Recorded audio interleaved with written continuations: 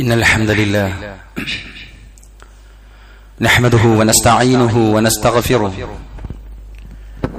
ونعوذ بالله من شرور أنفسنا ومن سيئات أعمالنا من يهده الله فلا مضل له ومن يضلل فلا هادي له وأشهد أن لا إله إلا الله وحده لا شريك له وأشهد أن محمدا عبده ورسوله أرسله بالهدى ودين الحق ليظهره على الدين كله ولو كره المشركون اللهم صل على محمد وعلى آل محمد كما صليت على إبراهيم وعلى آل إبراهيم إنك حميد مجيد اللهم بارك على محمد وعلى آل محمد كما باركت على إبراهيم وعلى آل إبراهيم إنك حميد مجيد أما بعد فإن خير الكلام كلام الله وخير السنن سنن محمد صلى الله عليه وسلم وشر الأمور محدثاتها وكل محدثة بدعة وكل بدعة ضلالة فكل ضلالة في النار أيها الناس اتقوا الله عباد الله أوصيكم وإياي أولا بتقوى الله إن أريد إلا الإصلاح ما استطعت وما توفيقي إلا بالله عليه توكلت وإليه أنيب يا أيها الذين آمنوا اتقوا الله حق تقاته ولا تموتن إلا وأنتم مسلمون يا أيها الذين آمنوا اتقوا الله وقولوا قولا سديدا يصلح لكم أعمالكم ويغفر لكم ذنوبكم ومن يطع الله ورسوله فقد فاز فوزا عظيما إن الله عنده علم الساعة وينزل الغيث ويعلم ما في الأرحام وما تدري نفس ماذا تكسب غدا وما تدري نفس بأي أرض تموت إن الله عليم خبير സ്നേഹമുള്ള സത്യവിശ്വാസികളെ, വിശ്വാസിനികളെ, പ്രപഞ്ചനാഥനായ പടച്ചതമ്പുരാന്റെ വിധിവിലക്കുകൾ, അവന്റെ റസൂൽ മുഹമ്മദ് മുസ്തഫ സ്വല്ലല്ലാഹു അലൈഹി വസല്ലമയുടെ കൽപ്പനകൾ, ചര്യകൾ ജീവിതത്തിൽ യഥാവിധി പകർത്തിയും പാലിച്ചും അള്ളാഹു ഇഷ്ടപ്പെട്ട അടിമകളിൽ പെടാൻ പരമാവധി പരിശ്രമിക്കണമേ എന്ന് എന്നോടും നിങ്ങളോടും വളരെ ആത്മാർത്ഥമായി ഉണർത്തുകയാണ്, വസിയത്ത് നൽകുകയാണ്. അത്തരുണത്തിൽ ജീവിതം മുന്നോട്ട് നയിക്കുവാനും അവസാനം സ്വർഗീയാരാമത്തിൽ പ്രവേശിക്കുന്ന ആളുകളിൽ പെടാനുമുള്ള തൗഫീഖ് നൽകി അള്ളാഹു നമ്മെ എല്ലാവരെയും അനുഗ്രഹിക്കുമാറാവട്ടെ. സഹോദരങ്ങളെ, ഒരുപാട് ആഘോഷങ്ങൾ നമുക്ക് ചുറ്റും തിങ്ങി നിൽക്കുന്ന ഒരു സാഹചര്യത്തിലാണ് നമ്മൾ ജീവിച്ചുകൊണ്ടിരിക്കുന്നത്. സ്കൂൾ കുട്ടികളുടെ വെക്കേഷനുകൾ, അതേപോലെ തന്നെ കല്യാണങ്ങളും മറ്റു പരിപാടികളും, അതേപോലെ ഇതര വിശ്വാസികളുടെ ആഘോഷങ്ങളായ ക്രിസ്മസും പുതുവത്സരങ്ങളുമെല്ലാം നമ്മുടെ മുന്നിൽ ഇങ്ങനെ വന്നും പോയും വരാനുമൊക്കെയായി നിൽക്കുന്ന സന്ദർഭത്തിലാണ് നമ്മൾ ജീവിക്കുന്നത്. നമുക്കറിയാം, 2024 എന്ന ഈ വർഷം അത് നമ്മളോട് വിട പറയുകയാണ്. യഥാർത്ഥത്തിൽ അറബ് വർഷമാണ് സാധാരണഗതിയിൽ നമ്മൾ ആരാധനാപരമായ കാര്യങ്ങൾക്ക് മുസ്ലിങ്ങളായ നമ്മൾ തിരഞ്ഞെടുക്കാറുള്ളത്. അറബ് വർഷവും അറബ് മാസവും അന്നാണ് നമ്മൾ ശ്രദ്ധിക്കാറുള്ളത്. എന്നാൽ സഹോദരങ്ങളെ, ന്യൂ ഇയർ വരിക എന്ന് പറഞ്ഞാൽ പലപ്പോഴും നമുക്കറിയാം, ഒരു ബഹുസ്വര സമൂഹം എന്ന നിലക്ക്, ഒരു ബഹുമത രാജ്യം എന്ന നിലക്ക്, ഒരു മതേതരത്വം ഉൾക്കൊള്ളുന്ന ഇന്ത്യ രാജ്യത്ത് എല്ലാ വിശ്വാസ സംഹിതകളുടെയും ആഘോഷങ്ങളെ ഒന്നിച്ചാഘോഷിക്കുന്ന സംവിധാനങ്ങളുള്ള നാട്ടിൽ പലപ്പോഴും ഇത്തരം ദിവസങ്ങളെല്ലാം വളരെ വർണ്ണാഭമായി ആഘോഷിക്കുന്നത് നമ്മൾ കണ്ടുകൊണ്ടിരിക്കുന്നുണ്ട്. അതിൽ തന്നെ ഒരുപാട് ഷോകളും കാർണിവലുകളും അതേപോലെ തന്നെ സമ്മേളിക്കുന്ന സമ്മേളനങ്ങളും മധുരപലഹാരങ്ങളുടെ വിതരണങ്ങളുമെല്ലാം നമ്മൾ കണ്ടിട്ടുണ്ട്, പങ്കെടുത്തിട്ടുണ്ട്, രുചിച്ചിട്ടുണ്ട്, കാണാറുണ്ട്. സഹോദരങ്ങളെ, ഈ ഒരു സന്ദർഭത്തിൽ ഒരു സത്യവിശ്വാസി എന്ന നിലയ്ക്ക്, ഒരു ഈമാനികമായ പരിവേഷം ഉൾക്കൊള്ളുന്ന, 5 നേരവും കൃത്യമായി നമസ്കരിക്കുന്ന, നമുക്കറിയാവുന്ന ഭാഷയിൽ ഉപദേശങ്ങൾ കേൾക്കുന്ന, ഖുതുബകൾ കേൾക്കുന്ന, അതിന്റെ പരിണിത ഫലമായി ഈമാനികമായി ഒരൽപ്പമെങ്കിലും ഉയർച്ച ആസ്വദിക്കുന്ന നമ്മളൊക്കെയും പ്രിയപ്പെട്ടവരെ, ഇത്തരം ദിവസങ്ങളിലും നമ്മൾ എന്തെടുക്കുന്നു എന്നതാണ് നമ്മുടെ റബ്ബ് നോക്കുക എന്നത് മറന്നു പോകരുത്. വ്യാപകമായ പല ആഘോഷ തിമിർപ്പിലാണ് നമ്മുടെ നാടുള്ളത്. ഒരു ഭാഗത്ത് വർണ്ണാഭമായ അല്ലെങ്കിൽ ഉത്സവതുല്യമായ പല പരിപാടികളും നടക്കുമ്പോൾ, ഒരു ഭാഗത്ത് അതിന്റെ മറവിൽ ഏറ്റവും മോശമായ എല്ലാ ഹറാമുകളും തകർത്താടുന്ന സന്ദർഭങ്ങളും കൂടിയാണ് ഈ അവസരങ്ങൾ എന്നത് നമ്മൾ മറക്കരുത്.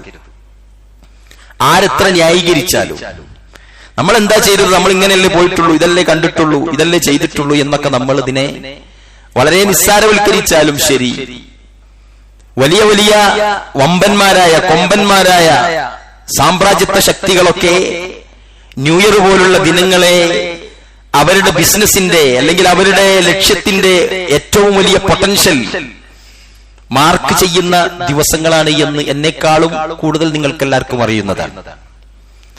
അവിടെയാണ് സഹോദരങ്ങളെ അല്ലാഹു സുബ്ഹാനഹു വ തആല നമുക്ക് പഠിപ്പിച്ചു തന്ന ഇന്ന ദീന ഇൻദല്ലാഹിൽ ഇസ്ലാം, നിശ്ചയമായും അള്ളാഹുവിന്റെ അടുക്കൽ സ്വീകാര്യമായ മതം ഇസ്ലാമാണ്.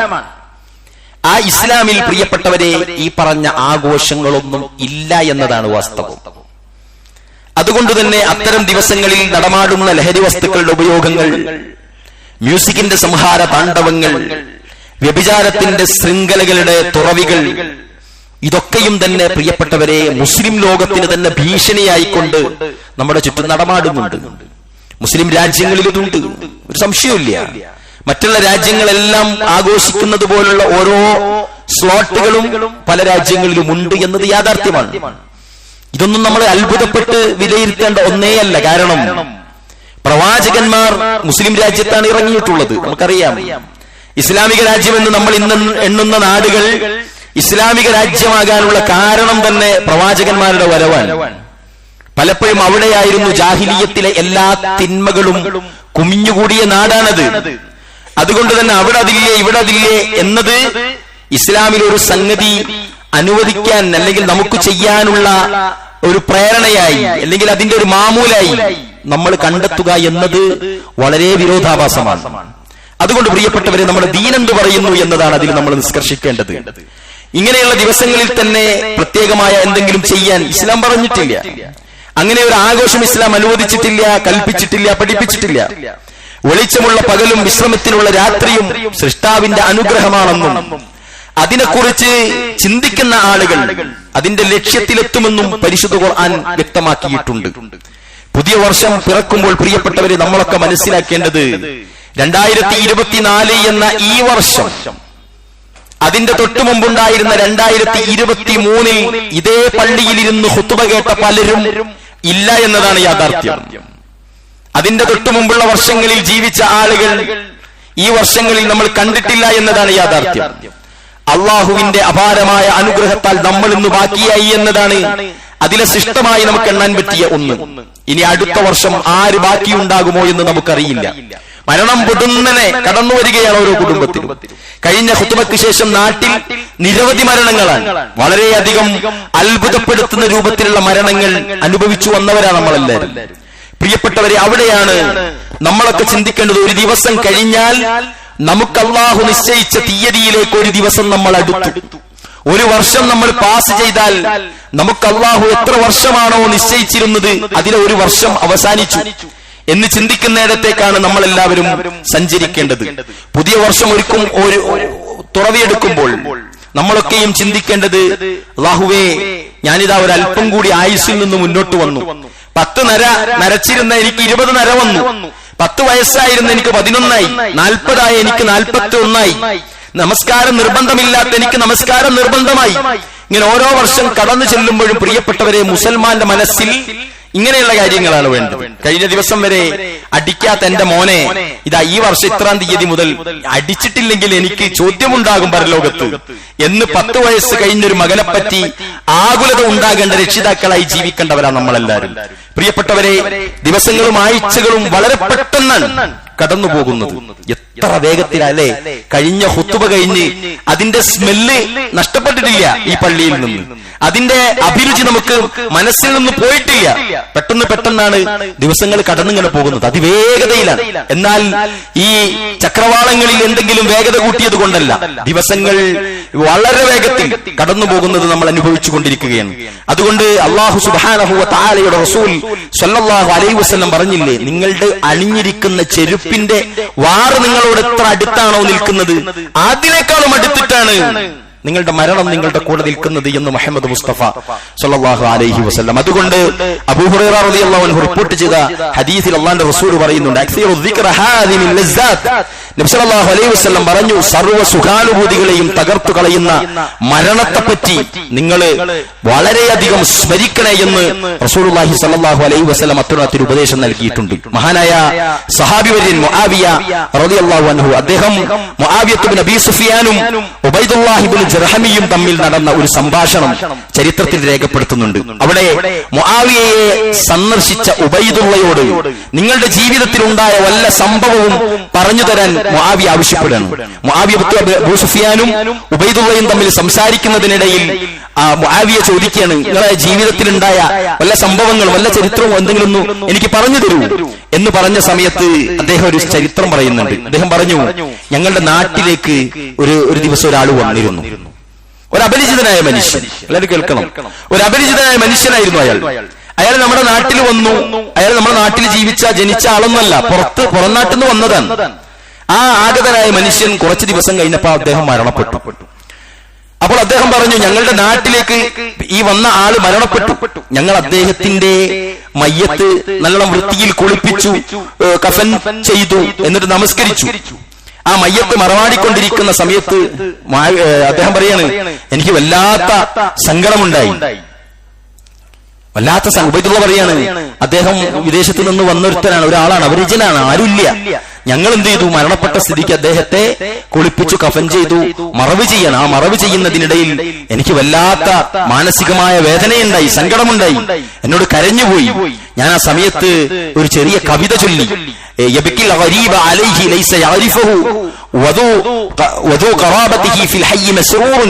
എന്നിങ്ങനെ എന്നോട് കവിത ചൊല്ലിപ്പോയി.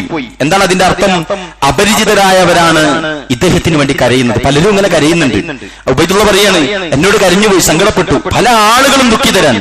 എന്നിട്ട് ആ വരിയിൽ അദ്ദേഹം പറയുന്നത് ഇതാണ്, അപരിചിതരായ ആളുകളാണ് ഈ മനുഷ്യന് വേണ്ടി കരയുന്നത്. എന്നാൽ ഇദ്ദേഹത്തെ അറിയുന്നവർ, കുടുംബക്കാർ, ഇദ്ദേഹത്തിന്റെ മരണം അറിയാതെ അവരവിടുന്ന് സന്തോഷിക്കുന്നുണ്ടാകുമല്ലോ എന്ന വരി അദ്ദേഹം പാടിയെന്നാണ്. ആലോചിച്ചൊക്കെ, ആരോ മരിച്ചതിന് ഇവിടെ നിന്ന് കുറച്ചാൾ, നമുക്കൊക്കെ അറിയാം, നമ്മുടെ കണ്ണിന്റെ മുന്നിൽ നിന്നൊരു ആക്സിഡന്റ് സംഭവിച്ചാൽ, അല്ലെങ്കിൽ നമ്മുടെ ഹോസ്പിറ്റലിൽ പോയ സമയത്ത് വലിയ കേസും നമ്മുടെ മുന്നിൽ വന്നാൽ, അല്ലെങ്കിൽ മാരകമായ ഒരു വ്രണം ഒരാളുടെ കാലിൽ കണ്ടാൽ, മുഖത്ത് കണ്ടാൽ, സുബ്ഹാനല്ലാഹ്, നമ്മൾ അവിടെ വെച്ച് തരിച്ചു പോവാണ്, നമ്മൾ കരഞ്ഞു പോവാണ്, അല്ലേ? ഇവിടെ അദ്ദേഹം പറയാണ്, ഈ അപരിചിതനായ വിദേശത്ത് നിന്ന് എവിടുന്നോ വന്ന ഒരു മനുഷ്യൻ, എനിക്ക് അനുഭവമുണ്ട്. ഒരു ഖുതുബ കഴിഞ്ഞ്, ഖുതുബയിൽ പരലോകമായിരുന്നു വിഷയം. നമസ്കാരം കഴിഞ്ഞ് നമസ്കാരത്തിന്റെ സലാം വിട്ടുമ്പോഴേക്കും ഒരു മനുഷ്യൻ അവിടെ കുഴഞ്ഞു വീണു, അദ്ദേഹം മരണപ്പെട്ടു. സത്യത്തിൽ ആ പള്ളിയിൽ ഒരാൾക്കും അദ്ദേഹത്തെ മനസ്സിലായിട്ടില്ല. പെട്ടെന്ന് ആരാണ് ഈ മനുഷ്യൻ? അദ്ദേഹം പലപ്പോഴും ജുമുഅ ഖുതുബയിൽ വന്നൊരു പ്രത്യേക സ്ഥലത്ത് ഇരിക്കാറുണ്ട്, ഞാൻ സാക്ഷിയാണ്. അദ്ദേഹം ഇരിക്കാറുണ്ട്, ഖുതുബ സാഗൂതം കേൾക്കാറുണ്ട്. നമസ്കാരം കഴിഞ്ഞ് അദ്ദേഹം മരണപ്പെട്ടു. പള്ളിയിലുള്ള ആളുകൾ ഇവർ ആരാണ് എന്ന് അന്വേഷിച്ചപ്പോൾ ആർക്കും അറിയില്ല.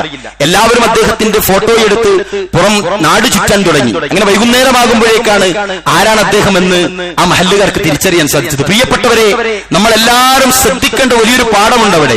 നമ്മൾ അങ്ങനെയുള്ള ആളുകളെ വളരെ മനോഹരമായി നമ്മൾ എന്ത് ചെയ്യും, കൈകാര്യം ചെയ്യാറുണ്ട്. ജനാസ നമസ്കരിക്കാനും എല്ലാറ്റിനും ആരുമില്ലെങ്കിൽ അല്ലാഹു ഒരു സംഘത്തെ അവിടെ ഇറക്കാറുണ്ട്, സംശയമില്ല.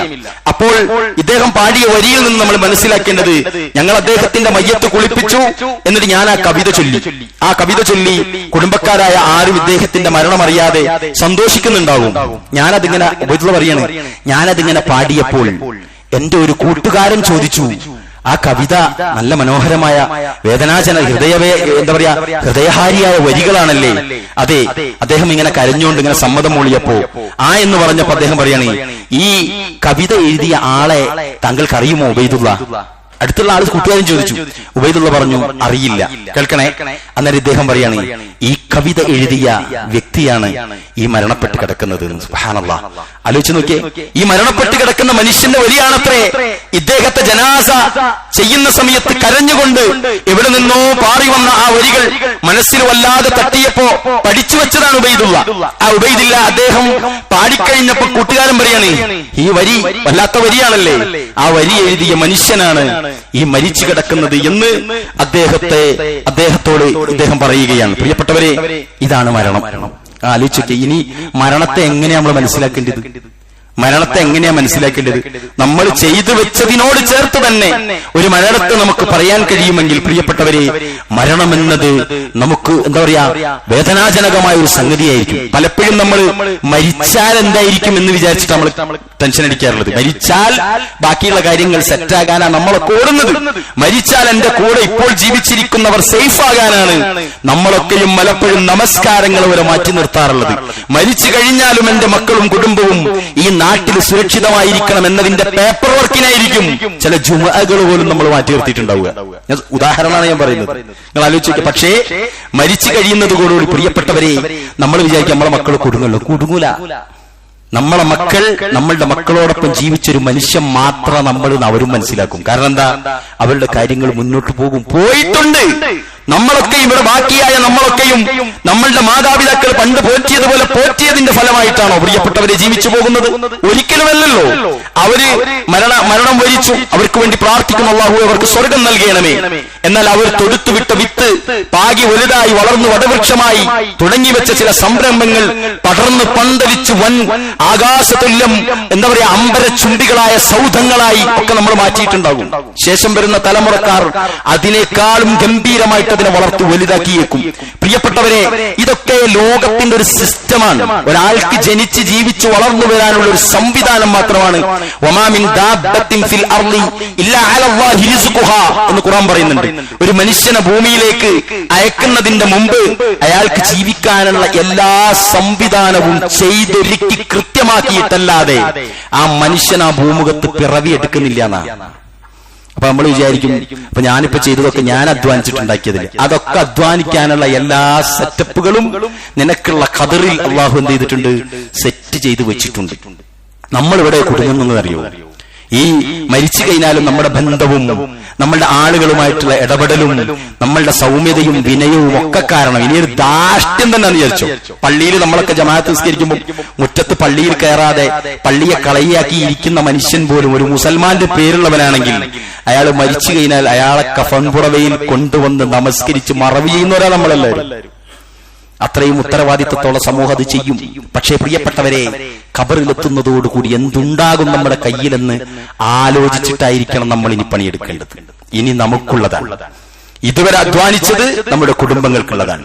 ഇനി ഞാൻ എന്റെ കാര്യം ശ്രദ്ധിച്ചിട്ടല്ലാതെ ഒരു പണിക്കും പോവില്ല എന്ന് തീരുമാനിക്കേണ്ട സമയം അടുത്തിരിക്കുന്നു. കാരണം എന്താ, ഒന്നും ചെയ്യാനാകാത്ത വിധത്തിൽ ഒരുപക്ഷെ അല്ലാഹു സുബ്ഹാനഹു വ തആല നമ്മളെ പരീക്ഷിച്ചേക്കും. അല്ലാഹു നമ്മെ എല്ലാവരെയും കാത്തുരക്ഷിക്കുമാറാവട്ടെ. അതാണ് ഖുർആൻ പറഞ്ഞത്, ഇന്നല്ലാഹ ഇൻദഹു ഇൽമുസ്സാ, നിശ്ചയമായും അല്ലാഹുവിന്റെ പക്കൽ അത്രേ അന്ത്യദിനത്തിന്റെ കൃത്യമായ അളവ് സമയമുള്ളത്. അതിന്റെ അറിവ്, അന്ത്യസമയത്തിന്റെ അറിവ് അല്ലാഹുവിന്റെ അടുക്കലാണ്. ഇന്നല്ലാഹ ഇൻദഹു ഇൽമുസ്സാ വയുനസ്സിലുൽ ഗൈസ് വയഅലമു മാ ഫിൽ അർഹാം, അവനാണ് മഴ ഇറക്കുന്നത്. നിങ്ങൾ കണ്ടില്ലേ? ആരെങ്കിലും പ്രതീക്ഷിച്ചോ ഇന്ന് രാവിലെ? നിങ്ങൾ വന്നില്ലേ?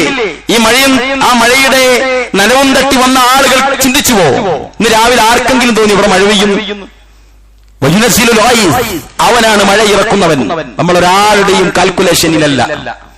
വയഅലമു മാ ഫിൽ അർഹാം, ഗർഭാശയത്തിലുള്ളത് എന്താണെന്ന് അവനറിയാം. ഗർഭാശയത്തിൽ എന്തെടുക്കുന്നു എന്ന് നമുക്കൊരാൾക്കും പറയാൻ കഴിയില്ല. ഏത് വലിയ 4D 5D സ്കാനിങ്ങിലായാലും ശരി, ഒരു ചെറിയ സാധ്യതകൾ അവർ പറഞ്ഞിട്ട് ഇനി എന്താകുമെന്നറിയില്ല എന്ന് കൈമലർത്താനല്ലാതെ പ്രിയപ്പെട്ടവരെ നമുക്കാർക്കും ആ കാര്യത്തിൽ ഇടപെടാൻ കഴിയില്ല. ഗർഭാശയത്തിൽ ആരാണ്? ഗർഭാശയത്തിൽ വന്ന കുഞ്ഞ് ഭാവിയിൽ ഡോക്ടറാണോ എഞ്ചിനീയറാണോ? അവൻ വല്ല വൈകല്യമുള്ളവനാണോ? വലിയ അമ്പരച്ചുംബികളും സൗധങ്ങളും സമ്പാദ്യങ്ങളുമുള്ള വീട്ടിൽ ബുദ്ധിയില്ലാത്തൊരു മകനായിട്ടാണോ കുഞ്ഞായിട്ടാണോ അവൻ വളർന്നു വരുന്നത് എന്ന് ഒരാൾക്കും പറയാൻ കഴിയില്ല. വയഅലമു മാ ഫിൽ അർഹാം, എന്നിട്ട് അല്ലാഹു പറയാണ് വമാ തദ്രി നഫ്സും മാദാ തക്സിബു ഗദാ, നിങ്ങൾ നാളെ എന്താണ് പ്രവർത്തിക്കുക എന്ന് നിങ്ങൾക്കറിയില്ല. നമ്മളുടെ ഓരോരുത്തരുടെ ഈമാൻ തന്നെ അടുത്ത ആഴ്ച എന്താകുമെന്ന് പറയാൻ കഴിയില്ല. അല്ലാഹുവിന്റെ റസൂല് സല്ലല്ലാഹു അലൈഹി വസല്ലം പറഞ്ഞു, ഉരുമ്പിപ്പോകും ചിലരുടെ ഈമാൻ. അൽ ഈമാനു യഅയിദു വയൻകുസ്, ഈമാൻ കുറയും കൂടും. ചില സന്ദർഭത്തിൽ നമ്മൾ വളരെ കണിശത പുലർത്തിയ ഒരു ഇസ്ലാമിന്റെ നിയമം ചിലപ്പോ അടുത്ത വർഷം നമ്മൾ കാറ്റിൽ പറത്തും. അപ്പോഴേക്കും നമ്മളെ വൈഫ് ചോദിക്കുക, അല്ല നിങ്ങൾക്ക് ഇപ്പൊ ഇതൊക്കെ പറ്റൂലേ, അങ്ങനെയാണെങ്കിൽ നിങ്ങൾക്ക് അന്ന് കല്യാണത്തിന് പോയിക്കൂടായിരുന്നോ എന്ന് വൈഫ് ചോദിക്കുമ്പോഴാണ് നമ്മൾ മനസ്സിലാക്കുക നമ്മൾ ഈമാൻ പോയി എന്നുള്ളത്. ചിന്തിക്കണം എല്ലാവരും. നിങ്ങൾ അവിടെ ഗാനമേള ഉള്ളത് കൊണ്ട് അല്ലെങ്കിൽ അവിടെ ഇന്നത് കണ്ടപ്പോ നല്ലൊരു സിനിമ വന്നപ്പോ നിങ്ങൾ പോയില്ലല്ലോ, ഇപ്പൊ നിങ്ങൾ കണ്ടില്ലേ, അങ്ങനെയാണെങ്കിൽ അന്ന് പോയിക്കൂടായിരുന്നോ, മക്കൾ കുറെ കരഞ്ഞിട്ടില്ലായിരുന്നോ എന്ന് ചോദിക്കുമ്പോഴാണ് ഈമാൻ പോയതാണെന്ന് മനസ്സിലാകുക. മുഅ്മിനായ മനുഷ്യൻ ഈമാൻ പോയിട്ടുണ്ട് എന്ന് മനസ്സിലാകുക. പ്രായമുള്ള, അതായത് യൗവനത്തിൽ, ബാല്യത്തിൽ, കൗമാരത്തിൽ, യുവത്വത്തിൽ ഈ പറഞ്ഞ ലഹരിയിലോ വ്യഭിചാരത്തിലോ അതല്ലെങ്കിൽ പലിശയിലോ മുങ്ങാതെ അതിസൂക്ഷ്മമായി ജീവിച്ചിരുന്ന യുവാവായ മനുഷ്യൻ 40 കഴിഞ്ഞ്, ഉമർ ഖത്താബ് പറഞ്ഞതുപോലെ 40 കഴിഞ്ഞ് നരബാധിച്ചതിന് ശേഷം ലഹരി ഉപയോഗിച്ചാൽ, ലഹരി ഉപയോഗിക്കേണ്ടി വന്നാൽ, വ്യഭിചരിക്കേണ്ടി വന്നാൽ, പലിശയിൽ ഇടപെടേണ്ടി വന്നാൽ സാഹചര്യമാണ് എന്നവൻ ന്യായീകരിച്ചാലും, പ്രിയപ്പെട്ട സഹോദര, യൗവനത്തിൽ കാത്തു സൂക്ഷിച്ച നിന്റെ ഈമാൻ നുരുമ്പിയിരിക്കുന്നു എന്ന് തിരിച്ചറിയാൻ പ്രിയപ്പെട്ടവരെ നമുക്ക് സാധിക്കണം. അതുകൊണ്ട് നമ്മൾ എല്ലാവരും വലിയ കോൺഫിഡന്റിലാണ്. മുസ്ലിം സമൂഹത്തിൽ ജീവിച്ചു, നല്ല ഉമ്മാന്റെ മോനായി, നല്ല വാപ്പക്ക് അല്ലെ, നല്ല കുടുംബത്തിൽ, നല്ല മഹല്ലിൽ, പള്ളിയുടെ ഇന്ന ആളായിരുന്നു, പള്ളിയുമായി ചേർന്ന് ജീവിച്ചവനാണ്. പക്ഷേ കാലഘട്ടത്തിന്റെ അനുസ്യൂതമായ പ്രവാഹം ബിസിനസ്സിലും മറ്റു ഭൗതികമായ കാര്യങ്ങളിലുമൊക്കെയായിട്ട് നമ്മൾ എൻഗേജ് ആകുന്ന ഒരു ഘട്ടം വരും. അന്ന് നമ്മുടെ ഈമാൻ ഇങ്ങനെ നുരുമ്പും. ഒരുപക്ഷെ നമ്മൾ ഹോസ്പിറ്റലിലായിരിക്കും വാപ്പനെ കൊണ്ട്, അന്നും നമ്മുടെ ഈമാൻ അല്ലാഹു പരീക്ഷിക്കും. നമ്മൾ നമസ്കരിച്ചിട്ടുണ്ടോ, വിചാരിക്കും വാപ്പക്ക് വേണ്ടിയിട്ടല്ലേ, നമസ്കരിക്കുക തന്നെ രക്ഷയുള്ളൂ. പ്രിയപ്പെട്ട സഹോദരങ്ങളെ, ഇങ്ങനെ നമ്മൾ മരണാശയിൽ മരിക്കുന്ന ഘട്ടത്തിൽ നമ്മുടെ ഈമാൻ എവിടെ നിൽക്കുന്നോ അവനാണ് അല്ലാഹുവിന്റെ അടുക്കിലേക്ക് വരിക. അല്ലാഹു കാത്തുരക്ഷിക്കുമാറാവട്ടെ. നമ്മുടെ കൽബ് സലീമായി നിൽക്കുന്ന സമയത്താണ് പ്രിയപ്പെട്ടവരെ നമുക്ക് ഇവിടെ നിന്ന് പിരിഞ്ഞു പോകാൻ കഴിയുന്നതെങ്കിൽ നമ്മൾ രക്ഷപ്പെടും. അല്ല എങ്കിൽ എന്താണ് സ്ഥിതി? ഞാൻ പറഞ്ഞില്ലേ, നാളെ എന്താണ് നമ്മൾ പ്രവർത്തിക്കുക എന്ന് നമുക്ക് പറയാൻ കഴിയില്ല. സിസ്റ്റം ഇങ്ങനെ മാറും, പ്രശ്നങ്ങൾ ഉണ്ടാകും. ദീനിലും മറ്റുമായിട്ടുള്ള കുറെ ചർച്ചകളൊക്കെ വരുമ്പം നമുക്ക് അങ്ങോട്ടും ഇങ്ങോട്ടും സംഘർഷങ്ങൾ വരും. മാതിപള്ളിയിൽ പോയത് നമ്മൾ വിചാരിക്കുക, എന്ത് നിസ്കാരം എന്ന് വിചാരിക്കും അല്ലേ? പ്രിയപ്പെട്ടവരെ, അവിടെയാണ് അള്ളാഹു ഇന്ന് പരിശോധിക്കുന്നതാണ്, പൈശാചികമായ പ്രേരണയാണ് എന്ന് തിരിച്ചറിയാൻ കഴിയുന്ന ആളുകൾ സസൂക്ഷ്മം മുന്നിലുണ്ടാകും. നമ്മൾ പലപ്പോഴും നിങ്ങളുടെ മനസ്സിൽ ഓരോ പള്ളി ഉണ്ടാവും. നിങ്ങളുടെ നാട്ടിൽ ചില പള്ളികൾ നിങ്ങൾ മാർക്ക് ചെയ്തോളി. ആ പള്ളിയിൽ, ആ പള്ളി തുടങ്ങുന്ന അന്ന് മുതൽ ഇന്നും ചില സഫുകളിൽ എത്തിക്കൊണ്ടിരിക്കുന്ന ചില പ്രായമുള്ളവരെ നിങ്ങൾ പരിശോധിച്ചോളി. അവരതിന്റെ തുടർച്ചയിലാണ്. നാടെങ്ങനെ കുലുങ്ങിയാലും ശരി അവർ പള്ളിയിലെത്തും. മഴക്കാലമാണെങ്കിലും അവർ പള്ളിയിലെത്തും. ഇടിയും മിന്നലും പേമാരിയും വന്ന് അവർ പള്ളിയിലെത്തും. റോഡ് പണിയാണ് അവിടെ നടക്കുന്നത്, അവർ പള്ളിയിലെത്തിയിരിക്കും. കുത്തിയൊഴുകുന്ന മലവെള്ളപ്പാച്ചലിലും തപ്പിത്തടഞ്ഞ വയോവൃദ്ധനായ മനുഷ്യൻ പള്ളിയിലെത്തും. ഓൻ അല്ലാഹു എല്ലാ നിലക്കും പരീക്ഷിച്ചു. വീട്ടിൽ രോഗികളുണ്ടായി, പരീക്ഷിച്ചു. വീട്ടിൽ രോഗാതുരമായ അവസ്ഥയുണ്ട്, കല്യാണമുണ്ട്, എന്നാൽ അയാൾ പള്ളിയിലെത്തി. സുബ്ഹാനല്ലാഹ്, ഏതാ മനുഷ്യൻ? ആ മനുഷ്യനെ നമ്മളെയും ഒന്നിച്ച് അല്ലാഹു അങ്ങനെ സ്വർഗത്തിലേക്ക് അങ്ങോട്ട് കളയാനോ, സ്വർഗത്തിലേക്ക് അങ്ങോട്ട് വിടാനാണോ? ഇല്ല സഹോദരങ്ങളെ. വമൻ യഅമൽ മിസ്കാല ദർറത്തിൻ ഖൈറൻ യറാന, ഒരു അണുമണിത്തൂക്കം മുന്നിലുള്ളവനെ അവനെ മുന്നിൽ തന്നെ അല്ലാഹു സുബ്ഹാനഹു വ തആല ദറജ നൽകി മുന്നോട്ട് നയിക്കുമെന്നാണ്. അല്ലാഹു അക്കൂട്ടത്തിൽ നമ്മെ എല്ലാവരെയും ഉൾപ്പെടുത്തി അനുഗ്രഹിക്കുമാറാവട്ടെ. അതുകൊണ്ട് നമ്മൾ മനസ്സിലാക്കുക, ഈ ഉമ്മത്തിന്റെ ആയുസ് അല്ലാഹുവിന്റെ റസൂൽ പറഞ്ഞില്ലേ സല്ലല്ലാഹു അലൈഹി വസല്ലം, അമാറു ഉമ്മത്തി മാ ബൈന 60 വ 70. എന്റെ ഉമ്മത്തിന്റെ ആയുസ് 60-നും 70-നും ഇടയിലാണ്. അതിനുശേഷം ജീവിച്ചുകൊണ്ടിരിക്കുന്ന ആളുകളെ നിങ്ങൾ സ്തുതി ചെയ്തോളി അല്ലാഹു. അള്ളാന്റെ റസൂൽ പറഞ്ഞത് 60-നും 70-നും ഇടയിലാണ് എന്റെ ഉമ്മത്തിന്റെ ആയുസ് എന്നാണ്. ചില ആളുകൾക്ക് സൂറത്ത് ഹജ്ജിൽ പറഞ്ഞതുപോലെ വമിൻകും മയ്യുതവഫ, ചില ആളുകൾ പെട്ടെന്ന് മരിക്കും. വമിൻകും മയ്യുറദ്ദു ഇലാ അർദലിൽ ഉമർ, ചില ആളുകൾ വയസ്സിന്റെ അങ്ങേ അറ്റം വരെ അങ്ങോട്ട് പോകും. ചില ആളുകൾ നമ്മുടെ കൂട്ടത്തിൽ അങ്ങനെ നിൽക്കുന്നുണ്ടാവും. അല്ലാഹു അവർക്ക് ഇനി ആഫിയത്ത് നൽകുമാറാവട്ടെ. അവരാണ് ഐശ്വര്യം, ഒരു സംശയവുമില്ല. അവർ തന്നെയാണ് നമ്മുടെ കുടുംബത്തിന്റെ, നമ്മുടെ മഹല്ലിന്റെ, നമ്മുടെ പള്ളിയുടെ എല്ലാറ്റിന്റെയും കരുതൽ ജനം ആ പ്രായമുള്ള ആളുകൾ തന്നെയാണ്. അൽ ഖൈറു മാ അകാബിരിക്കും മുഹമ്മദ് മുസ്തഫ സല്ലല്ലാഹു അലൈഹി വസല്ലം പറഞ്ഞ ഖൈർ കിടക്കുന്നത് മുതിർന്ന ആൾക്കാരപ്പുറം തന്നെയാണ്. പരിചയ സമ്പന്നതയുള്ള, അവധാനതയുള്ള, അതേപോലെ ആദരിക്കാനും ബഹുമാനിക്കാനും ഒരുപാട് എക്സ്പീരിയൻസ് കിട്ടിയിരിക്കുന്ന ആളുകളുടെ കൂടെയാണ് ഈ ഖൈറാത്തുകളൊക്കെ കിടക്കുന്നത് എന്ന് മുഹമ്മദ് മുസ്തഫ സല്ലല്ലാഹു അലൈഹി വസല്ലം. പ്രിയപ്പെട്ടവർ, ഈ വർഷം കടന്നു പോകുമ്പോൾ ഭൂമിക്ക് മുകളിൽ ജീവിച്ചിരുന്ന പല ആളുകളും ഭൂമിക്കടിയിലായി കഴിഞ്ഞിട്ടുണ്ട്. അടുത്ത ഊഴം നമ്മളുടേതാണ്. ഞാൻ കഴിഞ്ഞ സംസാരത്തിൽ വന്നു എന്ന് എനിക്ക് ഓർമ്മയില്ല. പ്രിയപ്പെട്ടവർ, ആലോചിച്ച് നോക്ക്, നമ്മുടെ ഓരോരുത്തരെയും കുടുംബത്തിൽ അടുത്തതാരാ നിങ്ങൾ ആലോചിച്ചു നോക്ക്. അപ്പൊ തിരിയും നമ്മളെ സമയമായിട്ടുണ്ടോ എന്ന്. കാരണം എന്താ? ദുനിയാവ് വളരെയധികം വേഗത്തിലാകാൻ പോകുന്നത് നശ്വരമാണ്. ആർക്കും ഒന്നും ചെയ്യാൻ പറ്റില്ല. ആർക്കും, നിങ്ങൾക്കറിയോ, നല്ല എണ ചേർന്ന് എന്താ പറയാ ഒരേ അച്ചില് വാർത്തവരായി ജീവിക്കുന്ന ദമ്പതികൾ പോലും, ആ ദമ്പതികളിൽ ഏതെങ്കിലും ഒരു ആൾ മരിച്ചു എന്ന് വിചാരിച്ചു ഒരു ആക്സിഡന്റിൽ, ആ മയ്യത്ത് പോസ്റ്റ്മോർട്ടം ചെയ്ത് കഫൻ ചെയ്ത് വീട്ടിലേക്ക് കൊണ്ടുവന്നാൽ ഈ ഭാര്യയാണ് മരിച്ചതെങ്കിൽ ഭർത്താവിന് എത്ര മിനിറ്റാ കാണാൻ ജനങ്ങൾ സമയം കൊടുക്കാറുള്ളത്? ഭർത്താവാണ് മരിച്ചതെങ്കിൽ ആ ഭാര്യ എത്ര മിനിറ്റാ ഈ മയ്യത്ത് നോക്കിക്കാറുള്ളത്? എല്ലാരും നോക്കുന്നത് പോലെ കുറച്ച് കണ്ണീരധികം ഉണ്ടാവും, ചിലപ്പോൾ ചെറിയ ഒച്ച ഉണ്ടാവും അല്ലേ? ഒന്ന് തൊടാനോ പിടിക്കാനോ എന്തെങ്കിലും ഒന്ന് പറഞ്ഞു തീർക്കാനോ അല്ലേ? നിങ്ങൾ ആലോചിച്ച് നോക്കിയാൽ കുറച്ചു നേരം ഒന്ന് നോക്കിയിരിക്കാനോ പോലും കിട്ടാത്ത വിധം പെട്ടെന്നായിരിക്കും കാര്യങ്ങൾ നടന്നു പോവുക. അള്ളാഹു കാത്തുരക്ഷിക്കുമാറാവട്ടെ എല്ലാവരെയും അല്ലേ? വന്നിട്ട് കൊടുക്കാന്ന് വിചാരിക്കും, അല്ലെ മൂപ്പര് നിസ്കരിച്ച് പറ്റും എന്നിട്ട് പറയാന്ന് വിചാരിക്കും, ഒരു മാപ്പുണ്ടാവും ചോദിക്കാൻ, അത് ഏതായാലും വൈകുന്നേരം പറയാ എന്ന് വിചാരിക്കും. എന്നൊക്കെ വെച്ച ആളുകളുണ്ടാവും. നന്നാവാൻ ചില ആളുകൾ വിചാരിക്കും രാത്രി ആവട്ടെ, ചില ആളുകൾ വിചാരിക്കും ഇന്നത്തെ ദിവസം അങ്ങനെ പോട്ടെ നാളെ നോക്കാം. ഇങ്ങനെയൊക്കെ വിചാരിക്കുന്ന ആളുകളായിരിക്കും. കുടിക്കുന്ന വെള്ളം പോലും ദേഷ്യം കാരണത്താൽ ഇപ്പൊ കൊടുക്കേണ്ട വാണെങ്കിൽ വന്ന് കുടിച്ചോട്ടെ എന്ന് ചിന്തിച്ച ആളുകൾ ചിലപ്പോ തിരിച്ചു വരുമ്പോ ചായ പോയിട്ടൊരു നോട്ടം പോലും നോക്കാൻ അവസരം കിട്ടാത്തതായിരിക്കാം മയ്യത്തും കൊണ്ട് വരിക വീട്ടിലേക്ക്. നമ്മൾ കണ്ടവരല്ലേ പ്രിയപ്പെട്ടവര്. അതുകൊണ്ട് നമ്മൾ മനസ്സിലാക്കുക, തിരുത്തുക എന്നുള്ളതാണ്. ഈ ദിവസങ്ങൾ കടന്നു പോകുമ്പോൾ, വർഷങ്ങൾ പുതിയത് വരുമ്പോൾ, ഇൻഷാ അല്ലാഹ് ഈ വർഷം മുതൽ എല്ലാ വക്തും നിസ്കരിക്കുന്ന കാര്യം ഒന്ന് ശ്രദ്ധിക്കണം. എല്ലാ ദിവസവും 1000 രൂപ ഡെപ്പോസിറ്റ് ചെയ്യുന്നവൻ ജനുവരി 1 മുതൽ 1200 ആക്കണം എന്ന് തീരുമാനിച്ചതുപോലെ ഒരൊറ്റ ദിവസവും സുന്നത്ത് നമസ്കാരം നമസ്കരിക്കാത്ത മനുഷ്യൻ ഇൻഷാ അല്ലാഹ് 1-ാം തീയതി മുതൽ എല്ലാ റവാത്തിബും എല്ലാ തഹിയ്യത്തും എന്റെ കയ്യിൽ നിന്ന് ഇനി വന്നുകൊണ്ടേയിരിക്കും, അത് ഞാൻ ശ്രദ്ധിക്കും എന്ന് മാർക്ക് ചെയ്യാൻ തീരുമാനിക്കാൻ പ്രിയപ്പെട്ടവരെ ഈ പുതുവത്സരത്തിൽ നമുക്ക് സാധിക്കണം.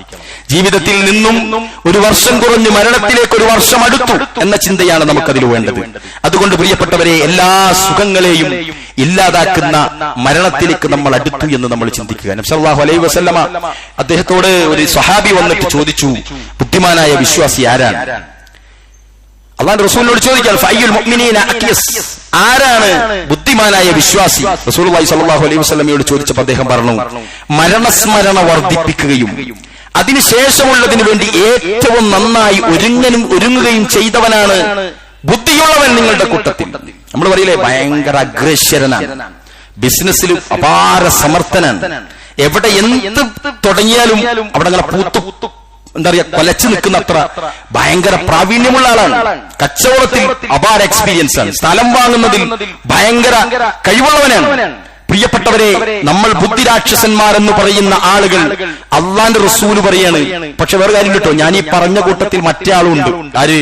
ഇതിലൊക്കെയും പ്രാവീണ്യം നേടുന്ന പോലെ തന്നെ അവനവന്റെ ഉംറയും അവനവന്റെ ഹജ്ജും അവനവന്റെ സദഖയും അവനവന്റെ സഹായിക്കലും ചാരിറ്റിയും എല്ലാറ്റിലും മുന്നിൽ നിൽക്കുന്ന ആളുകൾ. അല്ലാഹുവേ, അവരെ നീ അനുഗ്രഹിക്കണമേ. അവരുടെ സമ്പത്ത് ഈ പറഞ്ഞ നന്മകളിൽ വാരിക്കോരി ചൊരിഞ്ഞു കൊടുക്കുന്ന ആളുകൾക്ക് അവർക്ക് സമ്പത്തിൽ ധന്യത നൽകണമേ. അവർക്കിനിയും അത് ഉൽപ്പാദിപ്പിക്കാനുള്ള ആഫിയത്തും കഴിവും സാഹചര്യവും അറിവും നീ വർദ്ധിപ്പിച്ചു കൊടുക്കണമേ. ഒരു സംശയവുമില്ല.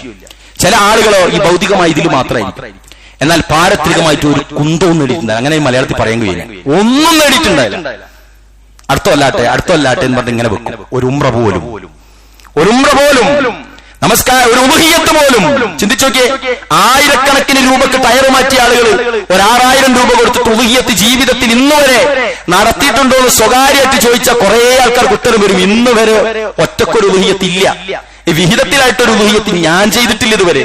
വിചാരിക്കും അന്ന് ഡേറ്റായി പോകും. ഇങ്ങനെ ആളുകളെ പരാതി തീരുമാനിക്കാത്തോണ്ടാണ്, ഉറപ്പിക്കാത്തോണ്ട്. അതുകൊണ്ട് ഒരുപാട് സംഗതി ചെയ്യാനുണ്ടാവും. ഉമ്മാക്കൊരു മോതിരം, വാപ്പക്കൊരു ചെരുപ്പ്, ഒരു കണ്ണട, അത് കാക്ക വാങ്ങലാണ്. എവിടെ എന്താ നിനക്ക് പറ്റൂലേ?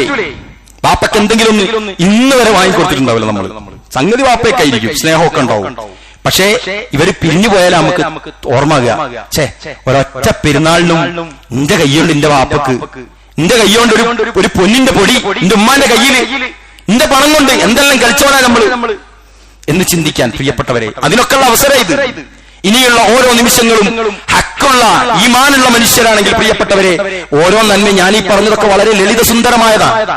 പക്ഷെ ഇതിനേക്കാളും ഗൗരവമുള്ളതടക്കം നമ്മൾ മാർക്ക് ചെയ്യുക. ഇനി ഇതൊക്കെ നേടി എന്റെ കയ്യിലുണ്ടാണോ? ഒരാള് കുത്തുബയിൽ ഇങ്ങനെ ചോദിക്കുന്ന പോലെ ഒരാള് ചോദിക്കാനുണ്ട് നമ്മളോട്. ഖബറിൽ ചോദിക്കാനുണ്ട്, പരലോകത്ത് ചോദിക്കാനുണ്ട്. ആ ചോദിക്കുന്ന സമയത്ത് അബൂബക്കർ സിദ്ദീഖ് റളിയല്ലാഹു അൻഹു ഉള്ള സദസ്സിൽ നിന്ന് അല്ലാഹുവിന്റെ റസൂൽ ചിലത് ചോദിച്ചപ്പോ അതെ അതെ അതെ അതെ എന്നുത്തരം പറയാൻ വളരെയധികം ഭാഗ്യം ലഭിച്ച അബൂബക്കർ സിദ്ദീഖ് റളിയല്ലാഹു അൻഹുവിനെ പോലെ പ്രിയപ്പെട്ടവരെ, ഈ പറഞ്ഞതുപോലത്തത് ചെയ്യാൻ നമുക്കും സമയമാണ് വന്നിരിക്കുന്നത്. ഇനിയുള്ള അവസരങ്ങൾ വളരെ നിർണായകമാണ് എന്ന് നമ്മൾ മനസ്സിലാക്കുക. അപ്പോൾ റസൂലുള്ളാഹി സ്വല്ലല്ലാഹു അലൈഹി വസല്ലം പറഞ്ഞു, അതിന് വേണ്ടിയിട്ട് ഒരുങ്ങിയ മനുഷ്യൻ ആ സമയം കണ്ടെത്തുകയും എന്നിട്ട് മരണത്തിന്റെ ഓർമ്മകളോടുകൂടി ജീവിക്കുകയും എന്നിട്ട് അത് മുതലാക്കാൻ പണിയെടുത്തവനുമാണ് നിങ്ങളുടെ കൂട്ടത്തിൽ ബുദ്ധിമാനെന്ന് മുഹമ്മദ് മുസ്തഫ സ്വല്ലല്ലാഹു അലൈഹി വസല്ലം. നമുക്കെല്ലാവർക്കും അറിയാം, മരണവുമായി ബന്ധപ്പെട്ട ആയത്തുകൾ തുരതുര കേട്ടും മടുത്തോരാ നമ്മളെല്ലാരും, അല്ലേ? നമ്മളെല്ലാരും മരിക്കും പ്രിയപ്പെട്ടവരെ. എല്ലാവരുടെയും മരണം നിശ്ചയിച്ചുറപ്പിച്ചു വെച്ചിരിക്കുകയാണ്. നമുക്കെല്ലാവർക്കും ഉറപ്പാണ്. ഇപ്പോഴൊക്കെ മക്ബറകളിൽ കഴിഞ്ഞ ദിവസവും പോയപ്പോൾ കണ്ടതാണ്. പണ്ടത്തെ പോലെയല്ല, മരിച്ചു കഴിഞ്ഞാൽ ഫോൺ ചെയ്തിട്ട് ഇന്ന അളവിൽ കബറ് വേണമെന്ന് പറയേണ്ട ആവശ്യമില്ല. 20-25 കബർ ഇങ്ങനെ തുറന്നു കിടക്കുകയാണ് നാട്ടില്, നിരത്തി തുറന്നിട്ടിരിക്കുകയാണ്. നമുക്കിങ്ങനെ അതിൽ നോക്കി ഉറപ്പിക്കാൻ പറ്റും ചിലപ്പോ എന്റേതുണ്ടാവില്ല. നമ്മളൊക്കെ നടന്നുപോയ മക്ബറയുടെ മണ്ണുകൾ നമ്മളൊക്കെ കിടക്കാൻ പോകുന്ന സ്ഥലത്തിന്റെ മുകളിലൂടെ നടന്നവരായിരിക്കും നമ്മൾ. അങ്ങനെ മനസ്സ് തട്ടിയ ഞാൻ പറയുന്നത്, നല്ല ബേജാറ് വേണം. കാര്യങ്ങൾ അത്ര കൃത്യമല്ല. മരിച്ചുപോയ മാതാവിന്റെ ഖബർസ്ഥാന് പോയി നോക്കുമ്പോൾ മനസ്സിലാകുന്നില്ല, കാട് പിടിച്ച് മരങ്ങൾ വീണ് അടുക്കാൻ കഴിയുന്നില്ല. ഒരു ഭാഗത്ത് ചിലർ പറയുന്നു അവരുടെ പിതാമഹന്മാരായ ആളുകളുടെ ഖബറുകളൊക്കെ മാന്തി പുതിയത് തുറന്നിരിക്കുന്നു. എന്താ ചെയ്യാൻ പറ്റുക?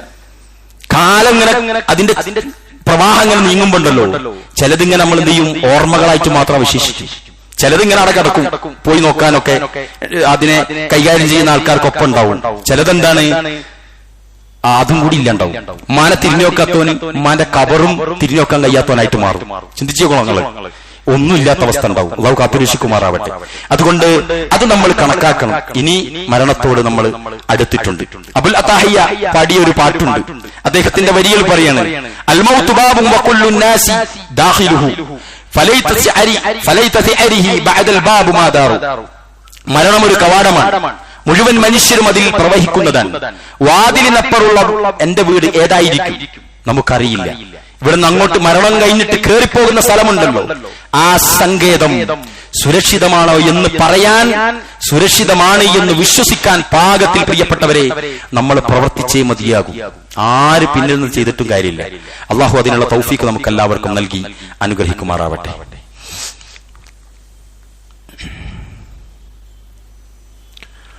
അൽഹംദുലില്ലാഹ് الذي علم بالقلم علم الإنسان ما لم يعلم أيها الناس اتقوا الله عباد الله أوصيكم وإياي ثانيا بتقوى الله. ഓരോ ദിവസങ്ങളും നമ്മുടെ ജീവിതത്തിൽ നിന്ന് കടന്നു പോകുമ്പോൾ ഇനിയുള്ള അവസരങ്ങൾ വളരെയധികം കാര്യക്ഷമമാക്കി ഉപയോഗപ്രദമാക്കണേ എന്നതാണ് നമ്മൾ പറഞ്ഞു വരുന്നത്. ആ കാര്യത്തിൽ ശ്രദ്ധിക്കണമെന്നൊരിക്കൽ കൂടി ഉണർത്തുകയാണ്. സഹോദരങ്ങളെ, മരണസമയത്ത് നമുക്കറിയാം, മരണം നമുക്ക് നിശ്ചയിച്ചു കഴിഞ്ഞാൽ പിന്നെ അതിൽ നിന്ന് ഓടി ഒളിക്കാനോ അതല്ലെങ്കിൽ അതിൽ നിന്ന് ഏതെങ്കിലും ഒരല്പം സമയം വാങ്ങാനോ നമുക്ക് കഴിയില്ല. ആ മലക്കുകൾ അള്ളാഹു പറഞ്ഞ അനുസരിക്കുന്ന ആ മാലാഖമാര് വന്ന് നമ്മളുടെ റൂഹുമായിട്ട് അവരെന്ത് പോകും. ആ സമയത്തോടുകൂടി നമ്മുടെ ഈ ദുനിയാവിലെ നമ്മളുടെ ഡ്യൂട്ടി അവിടെ അവസാനിക്കുകയാണ്. അതുകൊണ്ട് തന്നെ ആ സമയത്ത് നമ്മളുടെ കയ്യിൽ അമലുസ്വാലിഹാത്തുകൾ ഉണ്ടെങ്കിൽ ആ പിടുത്തം മുതൽ അങ്ങോട്ട് അയാൾ ഇവിടെ ജീവിച്ചതിനേക്കാളും സുഖത്തിലായിരിക്കും. ഈ ഗൈബിയായ കാര്യം പ്രിയപ്പെട്ടവരെ വിശ്വസിക്കാൻ നിർബന്ധിതരാണ് നമ്മളെല്ലാവരും. സത്യവിശ്വാസിയായ നമസ്കാരവും സകാത്തും ഒക്കെ കൃത്യമായി ഒരു മനുഷ്യനോടും മോശമായ രൂപത്തിലുള്ള ഒരു കടപ്പാടുമില്ലാത്ത വിധം എല്ലാം ക്ലിയർ ചെയ്ത്, അല്ലേ? ആ സഹാബി മനസമാധാനത്തിൽ ഉറങ്ങുന്നത് പറഞ്ഞപ്പോ ആ സഹാബിയോട് ഒരാൾ സ്വകാര്യം പോയിട്ട് ചോദിക്കുന്നുണ്ട്, എന്താ നിങ്ങൾക്ക് അങ്ങനെ ഉറങ്ങാൻ കഴിയുന്നത്? അദ്ദേഹം പറയാണ്, രാത്രിയിൽ ഞാൻ ആലോചിക്കുമ്പോൾ ഒരാളോടും ഒരു അപമര്യാദയും ചെയ്തതായിട്ട് എനിക്ക് ഉണ്ടാവില്ല, ഒരാളോടും ഒരു കടപ്പാടും ബാക്കി ഉണ്ടാവില്ല, ഒരാളെയും ഞാൻ വെറുക്കാറില്ല. ആ മനുഷ്യനെ സംബന്ധിച്ചിടത്തോളം അയാൾ എന്താണ്, വളരെ ഋജുമനസ്കനായ മനുഷ്യനായിട്ടാണ് അവിടെ രാത്രി കാലം കഴിഞ്ഞു കൂട്ടുന്നത്. നമ്മളൊക്കെ നാളത്തേക്കൊക്കെ വെച്ചിട്ട് നമ്മളെ മരിച്ച ആളുകളുടെ ലിസ്റ്റ് എടുക്കുമ്പോൾ നമുക്ക് മനസ്സിലാവും പ്രിയപ്പെട്ടവരെ, എന്തൊക്കെ തീർക്കാതെ വെച്ചിട്ടായിരിക്കും പലരും പിരിഞ്ഞു പോയിട്ടുണ്ടാവുക. ഈ നമ്മളെ അവസ്ഥ എന്താ?